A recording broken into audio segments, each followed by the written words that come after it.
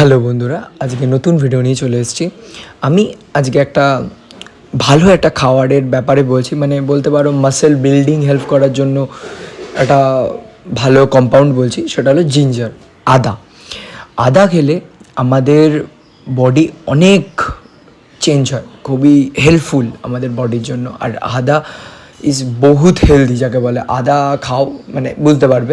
আমি সকালে নিচ্ছি, ফার্স্ট যেটা হয় তোমাদের মাসেল রিকভারি বুস্ট করে, ঠিক আছে। জিঞ্জারের মধ্যে অ্যান্টিফ্ল্যামেটারি কম্পাউন্ডস থাকে, ঠিক আছে। জিঞ্জারল বলে একটা জিনিস হয়, সেটা মানে জিঞ্জারে পাওয়া যায়, সেটা মাসেল সোরনেসকে রিডিউস করে, ঠিক আছে।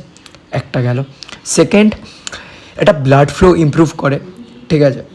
ব্লাড সার্কুলেশন ইমপ্রুভ করে, যেটায় মানে আমাদের আদার মধ্যে কী থাকে, নিউট্রিয়েন্টস অ্যান্ড অক্সিজেন থাকে, ঠিক আছে। সেটা মাসেলের ভেতর মানে এফেক্ট পড়ে, ঠিক আছে। এই দুটো মাসেলস ভালো নেয়, নিউট্রিয়েন্টসটাকে ভালো অ্যাবজর্ব করে, ঠিক আছে মাসেল, সেটা তোমরা জানো।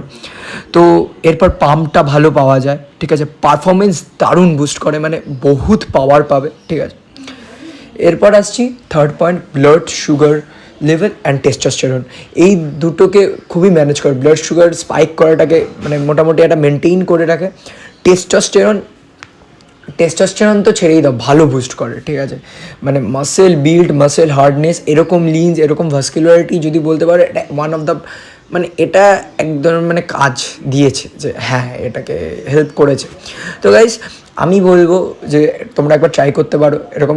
হ্যাঁ, এরকম এটা খেলে না, এটা ক্যালোরি ডিফিসিয়েন্টে থাকতে হবে, কার্ডিওস করতে হবে, অ্যাবস ট্রেন করতে হবে, তাহলে এগুলো পাবে। তো গাইস, হর হর মহাদেব।